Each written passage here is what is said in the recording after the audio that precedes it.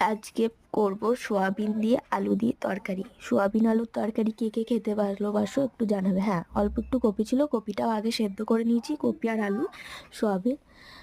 আমি কিন্তু personally soybean খেতে খুব ভালোবাসি। আর দেখতেই পাচ্ছ তেল গরম হওয়ার পরই আমি আলুগুলো ছেড়ে দিলাম, একটু লাল লাল করে ভেজে নেবো নুন অল্প একটু হলুদ গুঁড়ো দিয়ে।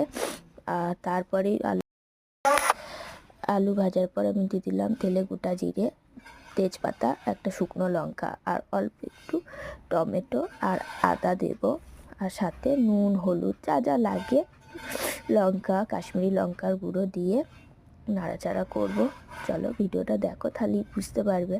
হ্যাঁ, এটা টমেটো আদা এই পেস্টটাই দিয়েছিলাম। চলো ভালো করে কষিয়ে নেওয়ার পর সোয়াবিনগুলো দিয়ে একটু নাড়াচাড়া করবো, যাতে সোয়াবিনের নুন ঝাল মশলা সব ঢুকে যায়। চলো আজকের মতন ভিডিওটা এই পর্যন্ত। ভালো লাগলে লাইক কমেন্ট আর চ্যানেলটা সাবস্ক্রাইব করে দিও। টাটা।